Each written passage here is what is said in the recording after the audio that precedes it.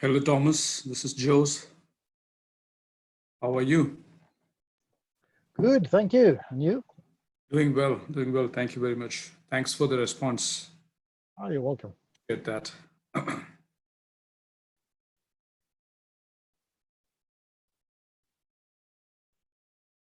So how is the COVID situation there, Thomas? You guys safe? Is it hard? I know. I think that we have taken a slightly different route than elsewhere in terms of that.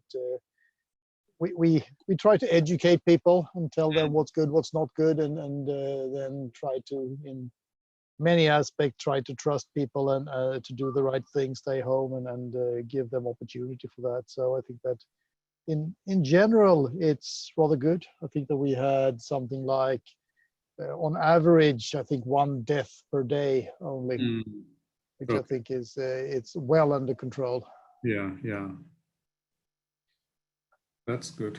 That's good. Yep. We are The US seems to have a bit of a problem. Yeah. we are. We are. Hello, this is Lewis. Hello, Louis. Hey, I'm on the phone because we have a meltdown after the storm hit yesterday. No internet, no power. No internet, no power. 2 days. Oh, Yeah, well, since yesterday. Yeah. you're running on diesel generator for the phone now. I am well gas, but yeah. But internet issue. We're down. Whereabouts are you? I am in New Jersey, and the hurricane came on shore yesterday, 11:30. Okay. And That blew far us up.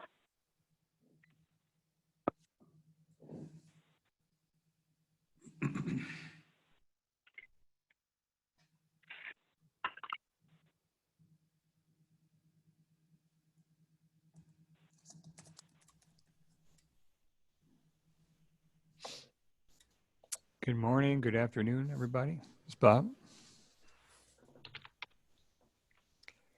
Bob.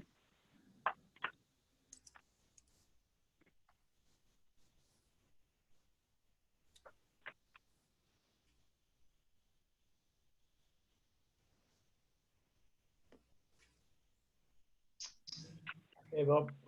Hello. So Janice can't attend this week. I guess you're aware of that, right? He's on vacation.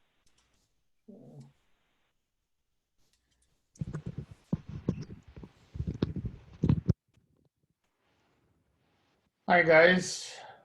Hello, Alex. Hey, Alex. Is it too late to add an item to the agenda? It's never too late, I guess. And we talk about a lab environment. Perfect.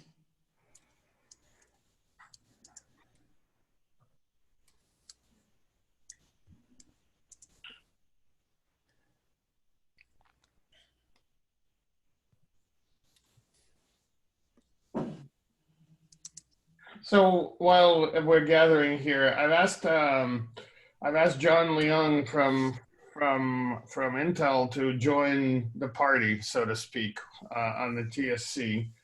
John represents Intel in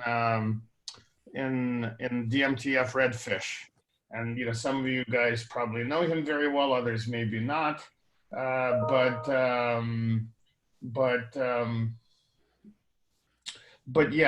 I thought it would be good for us to have somebody on this, participating in this body who understands all the nuances of redfish in terms of APIs, the models, the directions, and all the background information that we may or may not have.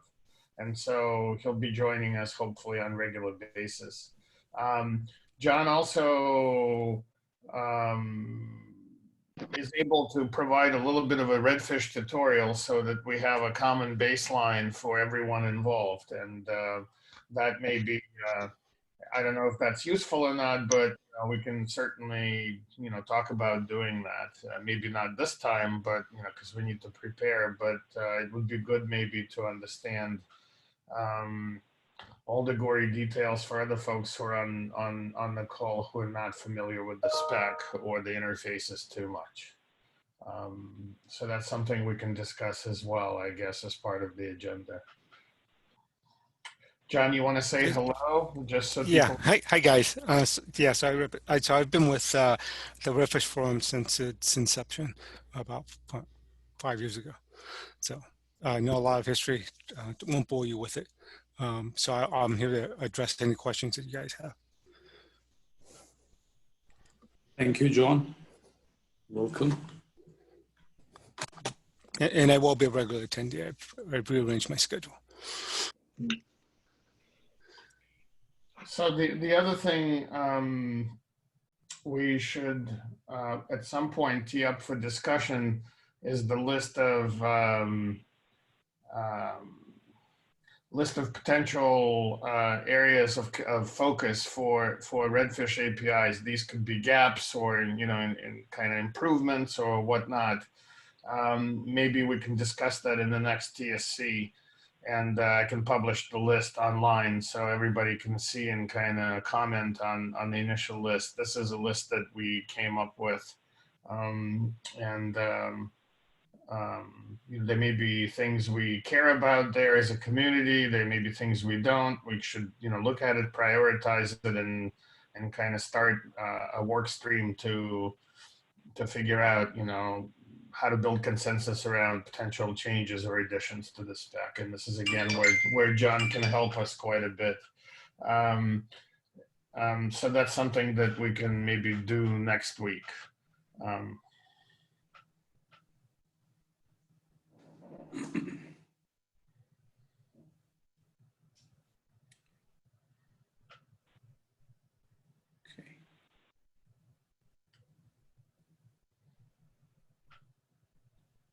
So do we have everybody? Do we want to bring up the agenda and go from there? Yeah, we should do that. Yeah. Do we have an agenda for this week? No, I did not see that that anyone had created an agenda page for today. If that is the case, then we can start with what Alex brought in, the Yes. infrastructure. That sounds like a needy topic. Yeah, I think maybe we can start with that because it's so last time, Jonas was talking about, starting a couple of projects. One of the questions also was kind of like, from the Intel side, we also have some idea of what we want to contribute. From our side, I think we're going to start by kind of working with HP on some of the proposed projects that Jonas talked about last time, just to kind of get acclimated to everything. And then immediately the question of lab environment came up because, okay, let's say we start working on bug fixes of features inside the GitHub. Where do we test this stuff and how do we set that up? And would it be an open lab type arrangement that we can use? Does each company need to do something? Is there a specific list of requirements that we need to deal with in terms of hardware and software tools and whatnot? I guess that's really the question for on the table from my perspective.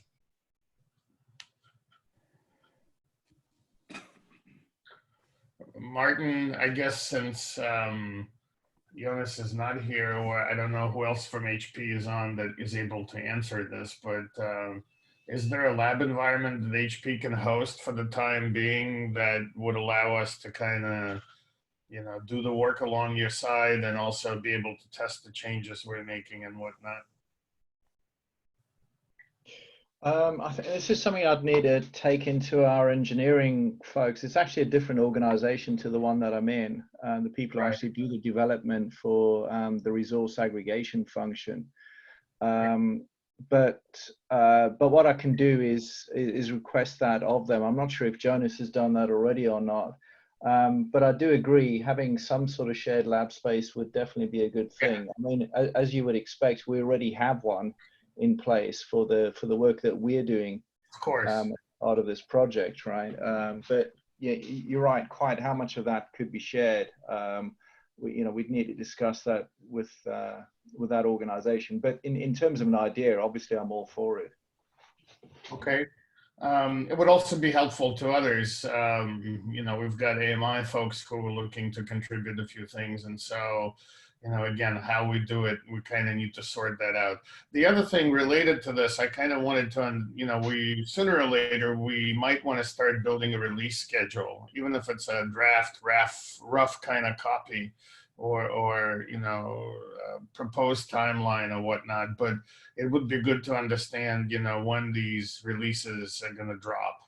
And that also gives us a better sense collectively what contributions we would want to make when.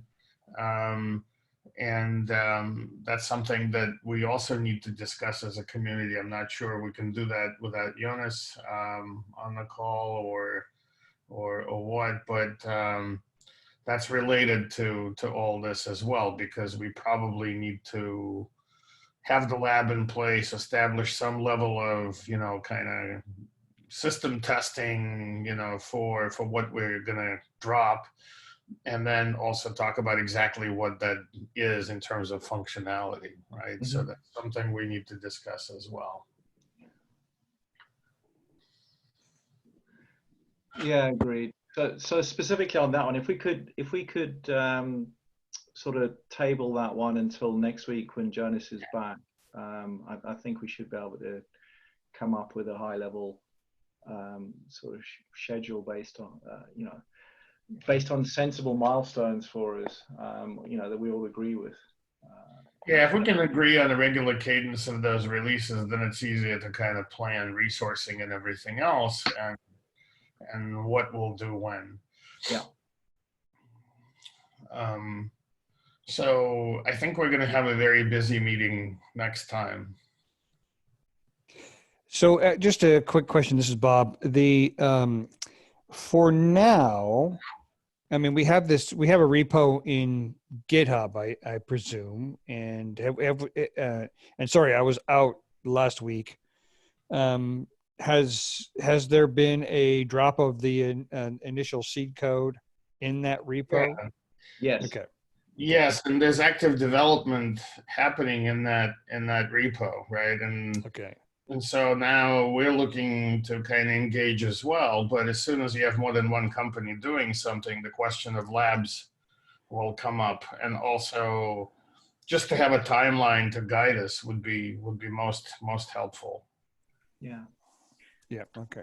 And it doesn't even have to be a timeline. We can tentatively agree on when the first release would drop, and that's it. For now, that would be sufficient, I think.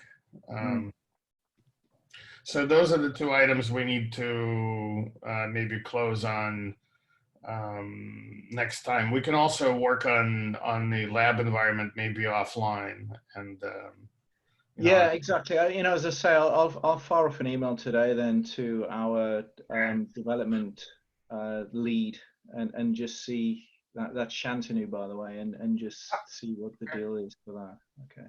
Awesome. Okay.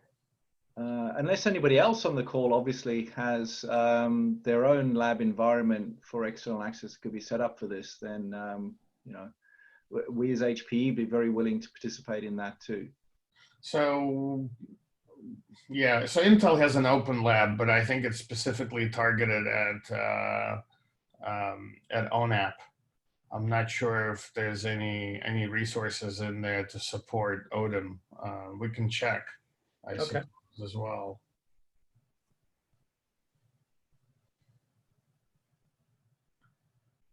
But I suspect the answer will be no.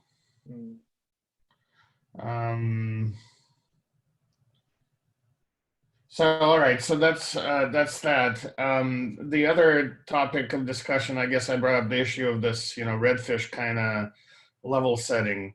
John, if you were to do this, how much time would it take for you to kind of go through all the, all the foundational kind of aspects of it?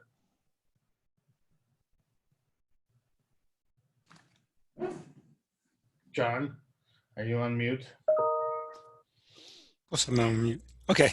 Probably 20 minutes. Okay. I probably do this in multiple rounds, right? So I'll start with the highest level and see what questions we get, and then just proceed from there. So I think the initial 20 minutes should be enough. Okay.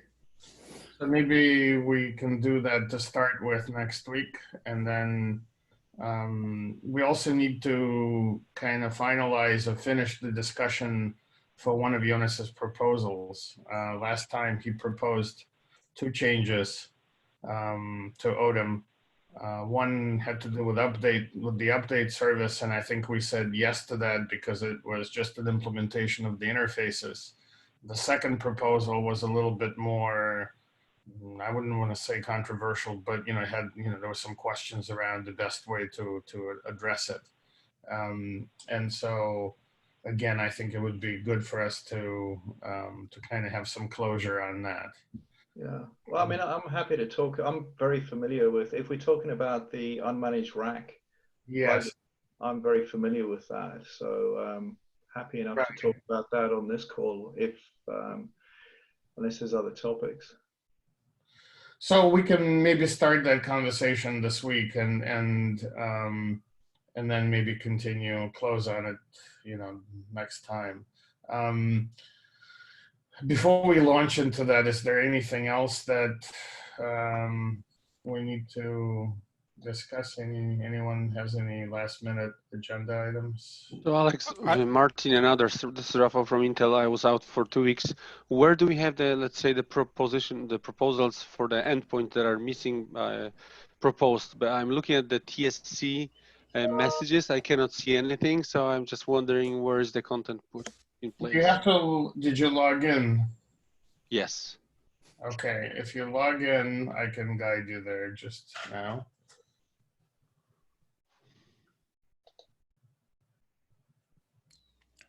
Let me just authenticate myself here. Right, so if you go into the TSC, you'll see the list of participating companies on that page, and on the right side, it'll say TSC materials. And one of the items there is ODIM proposals for review.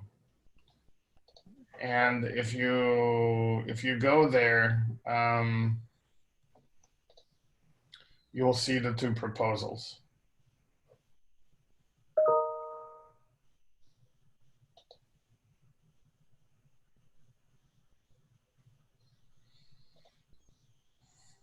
Okay, thank you, Alex. So this is John going the Redfish intro. So I noticed from most of the attendees that most of you guys should know about Redfish at the highest level, except for Tito Ebri. So if Martin, how much about Redfish do you know? I want to know where I should start. Oh, yeah. A bit, let's say. Okay, fine. Then you can paste the presentation next week. Okay. All right.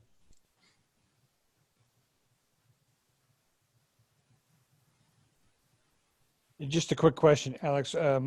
Were you proposing that John give an overview of some of the DMTF stuff next week? Yeah, so he said Okay. we need about 20 minutes. Maybe we start with that and then launch into the other business, which might be, depends on, how awake we are. That could be sizable discussion or not, who knows? Mm-hmm.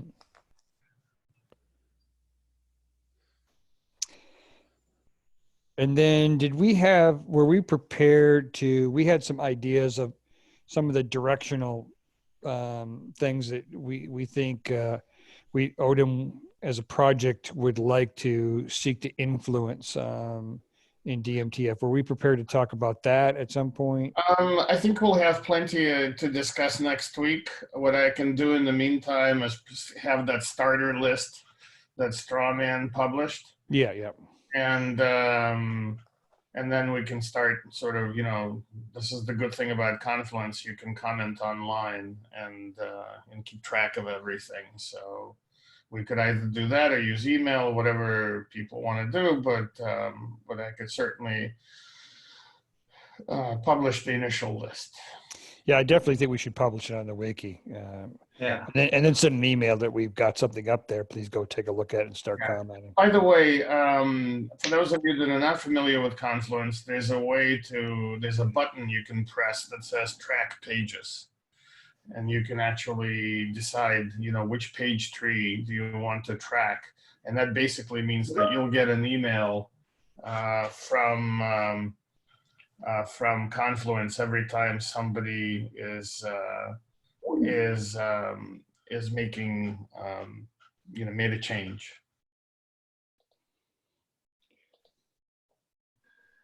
Yeah, no, that'll be handy. I've got a number of items as well that, so it'd be good once you've got that strawman list going. Then, yeah, I'll definitely look into updating it.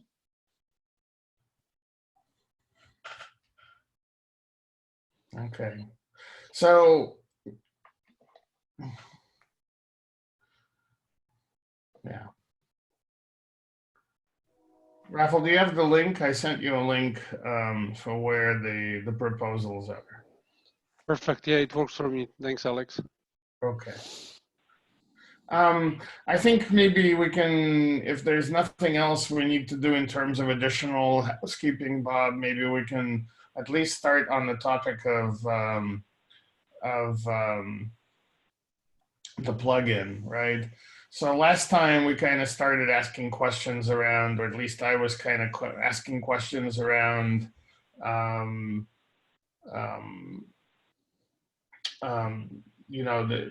there's a rack manager plugin that needs to be added. The question is, one question I had was, we already have a rack management contribution that we made, I believe, to OCP. And so my question was whether or not we could use that as a foundation for what needs to be done. And then my second question was, and that's based on the RSD work, I think, that we have been doing. And so that was one question: can we reuse that, or what would happen to that open source project if, because it's called Open RMM, I believe. If we do something here, what does it mean for that project? Does it mean that it's deprecated, no longer anyone cares about it, how that's going to work? And then the second thing I wanted to talk about, and this is where I think maybe John can shed some light on things. When I look at sort of modeling of hardware infrastructure, to me, there are kind of three hierarchies, if you will, or three layers of views of the model, right? One of them has to do with containment, right? What's contained where. And once I distribute when I publish the Redfish sort of list of questions or initial kind of areas of that we should look at, one of the areas there is sort of being able to model the entire data center and actually being able to model remote management across data centers. And so to me, there's one view that has to do with how we contain resources. So data center, hall, row, rack, server component A, B, C, D, whatever. If we have disaggregated components, that as well. The other layer, the other view of the model is really who's managing what. And so I'm sort of wondering, why would we, I'm still not exactly 100% clear on why we would want to have a pseudo rack manager associated with something that is not managed. That to me makes little sense, because then you don't really know what that thing is really going to be capable of, right? Because it's a no-op in some sense, right? Just because you have it you know, it's a dummy, right? It can't really affect anything. So what do you mean by pseudo rack manager? Well, so I think the gist of the proposal is that regardless of whether or not the rack is managed or not, there's a relationship there that says that there's a rack manager associated with the rack, even if the rack is unmanaged. And so from that perspective, I just that would be. Yeah. So can I comment here, Alex? Yes, please. Absolutely. Yeah.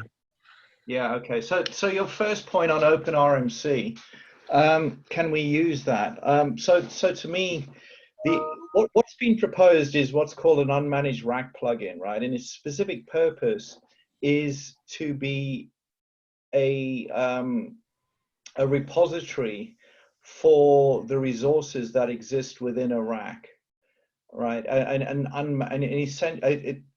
Sorry, just to be more specific, the resources that exist within an unmanaged rack, i.e. the kind of sheet metal that is holding a set of typically rack mount, servers and storage and Ethernet switch nodes that sit within a rack, right? Now, at the moment, in the resource aggregation function, there is no way of knowing, if you've got server A, there's no way of knowing where, server A versus server B and the relationships between them and the top of rack switches, etc.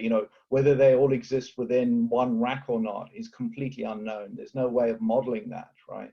So, but that information, I think, as you said earlier, is actually extremely useful to have, because then you can start looking at how you would model, infrastructure at a rack level within a data center, right? Yes.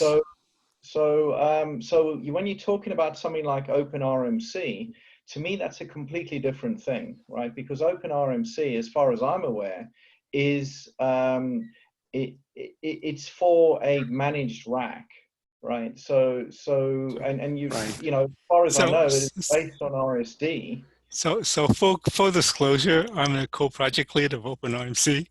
So not to say you've said anything wrong, but just want everyone to know. So John, steer me correct here, right? But the point of OpenRMC is that it's basically a controller. It is actually a resource manager for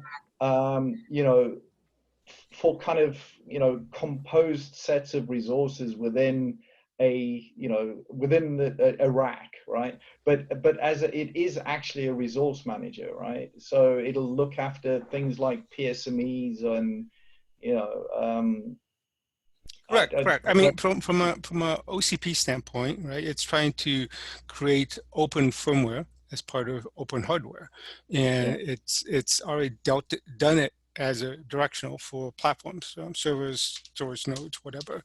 And the next area they saw where there was firmware was up at the rack manager level. And so they're starting from the bottom going up and saying the next enabler that that OCP needs to have is to make sure whatever that rack manager, that code up there is somehow open source, so that someone from the marketplace can go buy OCP platforms and put them in a rack and have a rack manager, which is now open source also. So yes, the scope is purely rack, and hopefully they stop there, because it gets weird from there on up with orchestrators and all. So you guys seem to be coming from top down, so I'm fine. Yeah, no, exactly. So to me, there would be no reason why you couldn't have an OpenRMC, rack manager code talking to a plugin, essentially, right? That would be part of the resource aggregator, and it would automate.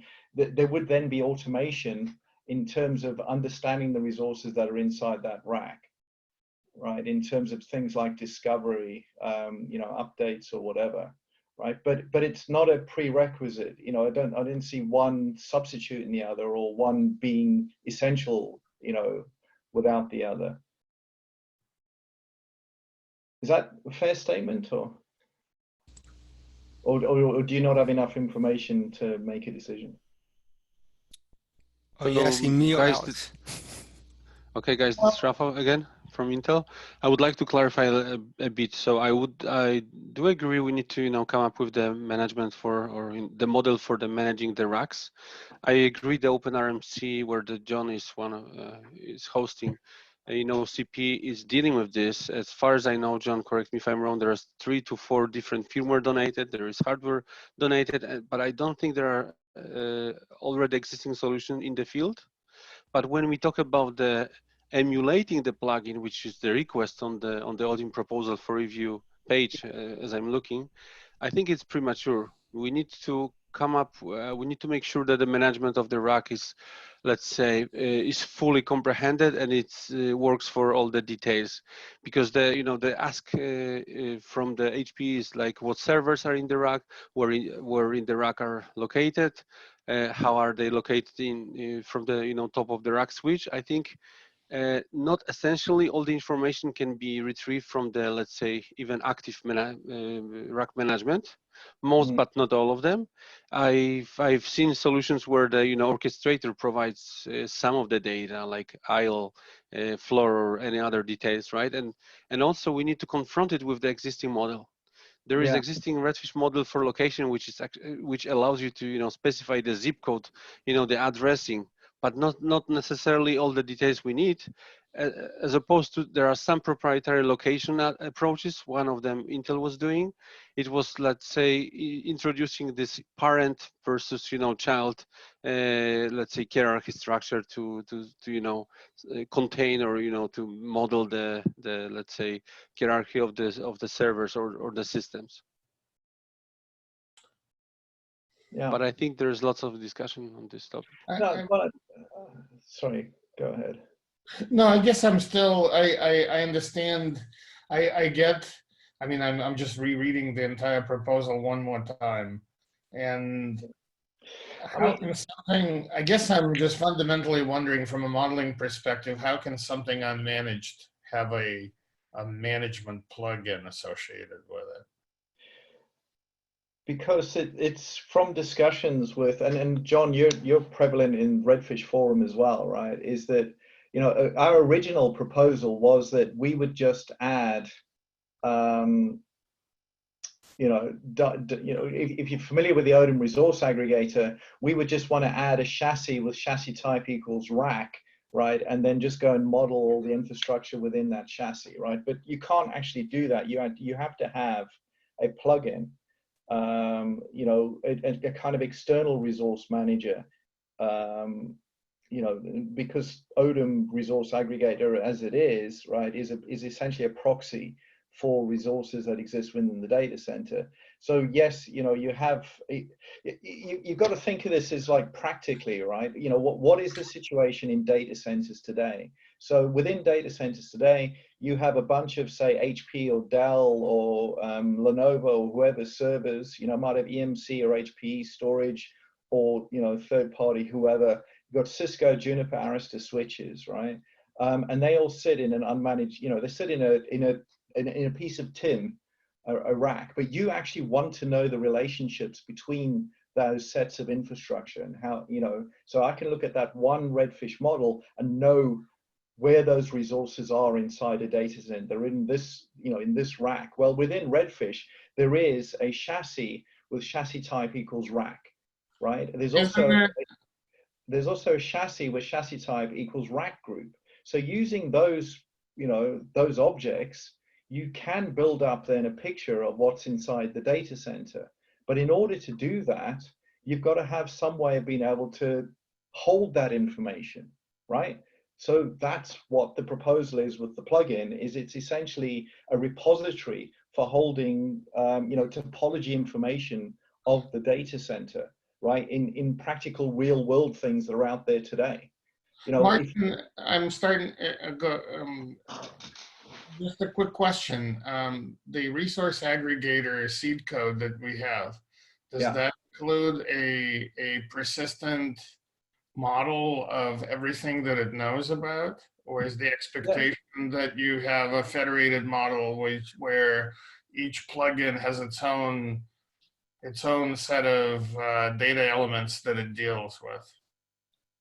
Well, it only, so So the data model that's in the ODIM resource aggregator is a proxy for the resources that exist within the data center, right? Right. So So that's what I'm asking, right? Because the way the proposal is written, maybe it's written in a funny way, but I would imagine that whichever way the containment is, as long as you're able to discover those resources and group them based on what you said, you know, how you talk to them and how you refer to them and how you access them, that would all be part of the redfish model that you have embedded in the resource aggregator, right? yes. So Okay. in order to have a chassis of chassis type equals rack, right? You know that that chassis type equals rack happens to not have a resource manager for it. So you have to create one. You know, it doesn't have some sort of BMC or whatever, right? To where that redfish repository is. So you need to have that somewhere. Yeah, but that rack manager represents actual rack manager, right? You'd have an instance of manager, Yeah. and which would be a rack manager, which would manage the rack. If in fact you had a rack manager, I think the issue I think Alex is saying is, why do we have a pseudo rack manager? Because that's not necessary. Yes. I mean, as long as you know what the containment view is in terms of racks and rack groups, you should be able to access any of the elements within that rack. Okay, Alex, let me try. So what the request is all about is adding some emulation layer, some programmable, plugin code that can be programmed to, to account for the physical connection within the rack, within the data center, such as the extra, the new plugin will, augment the, the holistic or the full Redfish model, adding, extra virtual, let's say, chassis type, right, for the rack, and let's say connecting it to the physical assets, such as data center administrator, or on the aggregation layer, someone can see the full view and can know the topology in the whole data center, knowing which racks host which servers. Otherwise, if you leave it as it is currently, looking at the redfish endpoints exposed by the resource aggregator, you have no such information, right? Yeah, you have no idea where they're actually located So in the. this is for manual But racks which don't have any active management software. It's some workaround to come up with the configuration per the rack, right? So Well, enter but you manual configuration. could, in essence, what we're creating is a delegation model where you could kind of say that there's some group of resources, be it a rack, or if I generalize something else, that can act on behalf of the resource aggregator as a management plugin to kind of further deal with whatever the internals look like. You could arguably say that it's really, maybe it needs to be something a little bit more generic, right? Like what? Well, so in essence, you have administrative domains that you are establishing, right? So you have a domain of concern that has to do with the granularity of a rack, maybe a rack group, maybe a row, maybe it's done by application types that you're hosting in the data center, maybe it's done by pods of rows, maybe it's done by even data center, halls of partition. Right? But you've got that already in the proposal, right? So there is a hierarchy there in terms of a rack group containing multiple racks, right? So the rack group could be a row, it could be a pod, it's just a grouping of racks, right? Right. So what's wrong with that? I don't. Maybe I'm just stuck on the need for the plugin, but because if I have something managed like an RSD environment, right, where I have disaggregated elements, where I have other things, I get it. You may want to have a rack manager that kind of knows how to then propagate whatever requests are happening. Yeah, but Alex, you've got to have a plugin for every resource type that exists within the data center. So you'll have a plugin for an HP server, you'll have a plugin for a Dell one, or a generic Redfish one, right? Same with storage nodes, same with Ethernet switch fabrics. Each of them will have their own respective plugins. So for a rack that happens to not have a resource manager with it, but we actually want to know about the resources that are in it, right? You need to have a plugin for it as well. I don't see what's so hard about that. All right. Does that make sense? You just have to, right? It's it's how it is. Yeah, I'm just maybe I understand. But I think it's a question of what resource have you created, right? You created a pseudo resource so you can instantiate a plugin for it. And so why do you need the pseudo resource of a pseudo rack manager? Well, look, we've just discussed why we need to have some. But that's why you have the aggregation model, right? And so you can create arbitrary groups. So anything within a rack can be an arbitrary group, right? As forced by the containment hierarchy of your chassis. That's why you have a manager hierarchy. So you can create these hierarchies of managers and delegate across the management hierarchy, and that's independent of the chassis model. So your chassis model represents reality, right? If there's a rack manager, you can represent the rack manager as existing on a blade or whatever. And then you say, fine, okay, that represents physically. Now I need to manage, now I need to represent my management hierarchy. And in this particular rack, I have a rack manager. So I can put that rack manager in my management hierarchy. And in this rack, I don't have a rack manager. It doesn't exist in my hierarchy. And instead what I have is I have an aggregation model which aggregates those chassis of systems in the rack, right? And it reports directly up to my data center manager because I can't talk to a rack manager. So I have to manage those items within that rack directly. Individually, yes. There wouldn't be a plugin that then kind of takes over and does that. That's exactly my point, right? Because all you have is, let's say you have a rack full of heterogeneous equipment. I have HP, Dell, Lenovo servers sitting there, let's say brand X. Yeah. I already have a way of finding out where they live, where they are, which rack group, which whatever, right? You do. How is that then? So now if I need to do something. Oh, no, Alex, rewind, please. How do you know where those resources exist? Well, you would have to have discovery, right? No. Discover may not be enough. Discovery of the single server won't give you the, let's say, the location of the server for, let's say, from the rack perspective, from the floor perspective. So you just basically you're establishing the topology. Okay, I get it now. This is mostly for topology, right? You won't control the rack actively with the fake, plugin. This is just to expose topology. It's just topology, right? So, but that's the whole point of it. Is you cannot query a Redfish data model, right? An aggregated Redfish data model as it stands today, and know which resources are in which rack. You can't, right? Because there's nothing at a rack level. I get it now, Martin. I just needed a real example, and you guys just gave me one, so I get it. Okay, good. It's really about how you build the hierarchy in the first place. Yeah. How do you create that topology at a rack level? Yes. Well, rack group, anything, right? Because so I can understand that if you have physical elements, so this is where I may be out of my depth on Redfish, right? A rack is something physical. It's a bare metal, right? I can touch it. A rack group is a logical collection of racks. It's not, I can't touch it necessarily.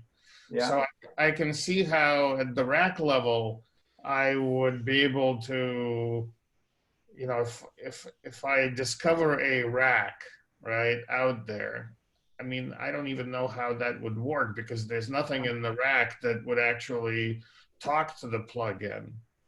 How would that, I mean, I get the use case now. Now help me understand, again, with my example, right? I have brand X, brand Y sitting in the same rack. Yeah. an unmanaged rack. So how would the rack even talk to the plugin and tell it that it just got, you know, 2 servers just got powered on? How do you discover it, right? How do you? So there is no discovery as part of it, right? So first off, that those servers would need to exist at first. So you couldn't just, so if you've got it, you know, imagine you have this unmanaged rack plugin, right? You can't populate that unmanaged rack plugin with server information unless that server is actually in the rack. How do you do that? Well, in order to create the rack in the first place, you post that rack. So a northbound client would post that rack to the chassis collection, right? That would then appear in a database inside the rack plugin, right? Yeah, but you're basically saying there's preordained knowledge of Yes, what the data topology is. And what I'm suggesting is that if you're going to do any kind of at scale operation, what you want is a model where the resources advertise themselves. Yeah, that would be fantastic if they actually knew where they were when you plugged them in, right? And, you know, maybe eventually you could do that with things like barcodes on servers, right? That you scan and then, you know, through Redfish, you learn where they are in a rack, right? You scan the resource, scan the rack, and, you know, hey presto, there's the relationship, right? But that doesn't exist today. Yeah, no, I understand. I just, I need to make some notes here. Yeah, so you know, you have no choice at first but to set the rack up you know, kind of northbound manually, right? But the thing that but there are things that you can automate in terms of checking. So for example, if you add a rack through a northbound client and you add the resources that are in that rack, if those resources don't exist within the Redfish data model, then they can be rejected, right? i.e. they have to be there. Right? And if any of those resources then get moved, turned off or whatever, they can also automatically be removed from the rack, right? So you can perform, you know, it's not completely manual. There are some automation checks that can be done, you know, within the resource aggregation function. Yeah. But in seeding what's in the rack, there is no choice today in today's data centers, apart from having some sort of northbound client manually populating what's in the rack, right? And then you do checks based on that. Right. Does that make sense? No, now I understand where you're coming from. So in terms of the implementation, I see why you're trying to do this. So the expectation is that there is some client-side interface that allows me to build up my topology, either through graphically, through API calls, whatever. And then once I have it, then I can start kind of traversing it and it'll do things, you know, as I say, you know, there will be automation in there in terms of, you know, if you take a server out of a rack, that would create an, you know, resource removed event, and you would then know, you know, the rack manager, you know, the unmanaged rack plugin would then know that that resource has been removed and go and remove its link, right, from its rack, you know, of rack, you know, of chassis type equals rack, right? It would go and remove that link, you know, the contains link, right? So, and also, you know, if you removed a rack, you know, so you remove all the infrastructure in the rack and remove the rack, then your chassis of type rack group would go and remove that rack from, you know, from its link as well, you know, its contains link. So, you know, that you can keep things up to date. You know, yeah, as long as we have good separation between the actual physical reality, like the rack is not going to go poof and disappear. Yeah. But as long as we have the physical model layer kind of always consistent, and then the logical view or whatever you want to call it on top of it, and then the management view on top of that, then I think we will be great. I mean that. Guys, I just want to maybe rewind a little bit. Alex, you said that if you remove servers, let's say you have the dummy plugin, the rack dummy plugin, which, let's say, maybe shows the rack composition and shows how the rack relates to, let's say, 4 servers. If you remove those 4 servers, physically from the rack, do you expect this rack plugin to update its, references, or? I would. Because this is tricky, because this is not the plugin for those servers. Those servers are managed by the HP or Dell plugin, which is server plugin. But this is where again, no, but it's not. Look, it's not a difficult thing to do, right? Because you have a resource aggregation function sitting above that, the Dell or HP, sitting above their Dell or HP servers, and it is feeding information into that aggregated data model. So if you remove a server, right, you will get an event then through the plugin, which will update the the Redfish data model, right? That signifies all the infrastructure. So as long as the rack plugin is monitoring for those resource added or remove events, right, it can keep itself updated. Martin, just out of curiosity, and so now that I see what you're after, why wouldn't we simply have a logical hierarchy, not a logical, but a chain of command hierarchy with different ODIM instances at different levels of aggregation? Because all you're really saying is that I have an aggregation of servers, and they happen to come from multiple vendors, and we call that aggregation a rack. And then I have a collection of racks, which is an aggregation as well. Yeah. And if I treat it generically and recursively, then I could argue that, at each level, and, I'm not suggesting placement of that management function anywhere, could be sitting, in a central location, could be embedded inside the rack, could be embedded inside the hardware, who knows, right? But my point is, that you would then have a very consistent way of traversing that command and control hierarchy, and you have built-in escalation and delegation then.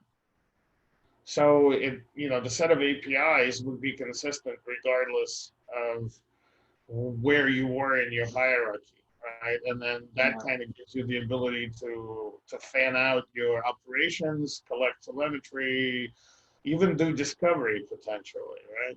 Yeah.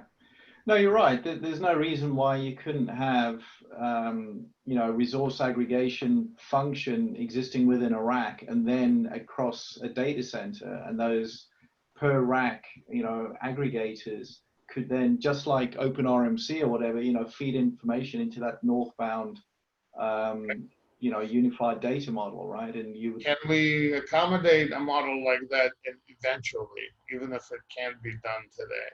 I don't see why not. I think we should think about that, because that gives us a very, well, first, it's a consistent view of the world that you can traverse recursively in a deterministic way.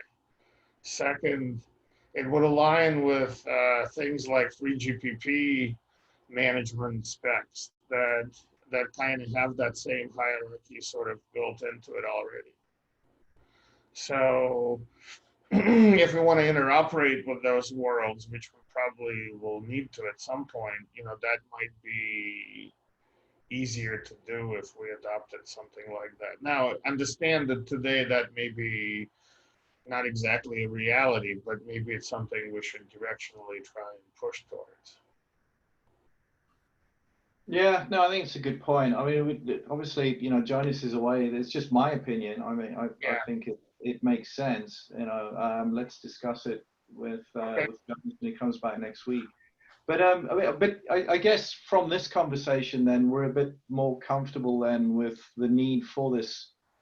Unmanaged rack plugin, right? At least I understand the need, and I have an example in my head that I can work with. So that's great. Okay. Good stuff. John, are you happy?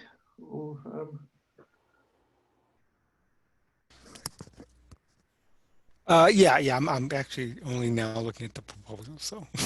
Oh, okay. Good man. All right. Okay. Good topic.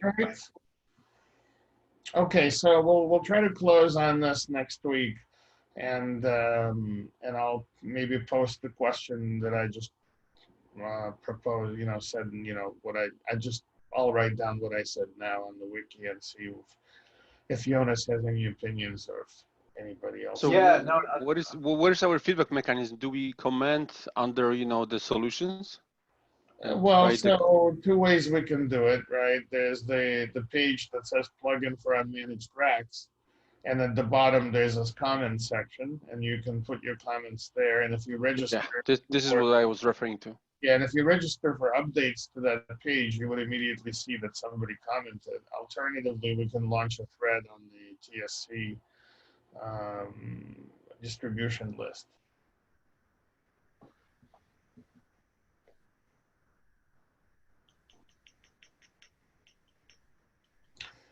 okay.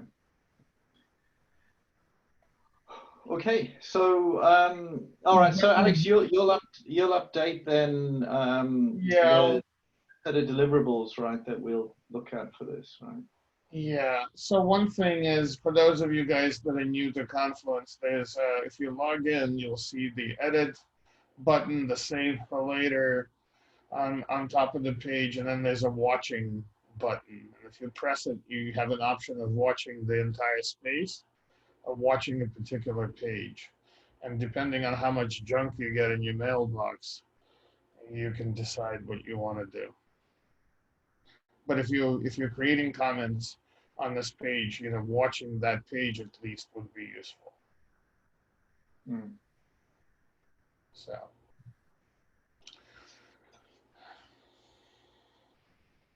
Okay. All right. So we've kind of beat this horse to not to death, but just, you know, enough for today. Good stuff. Cool. All right, Bob. I guess I'm not sure if there's anything else. So maybe.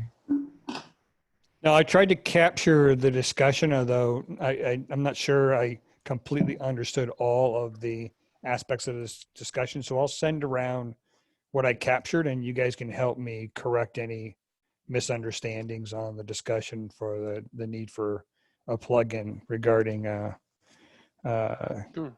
racks within the topology and So, resources do you within think those it's racks. reasonable for the next meeting to, let's say, to put the ODIM proposals for review as an agenda item? Yeah. Yeah, absolutely. Yeah. Yes, we need to have closure on this proposal. The other one was approved.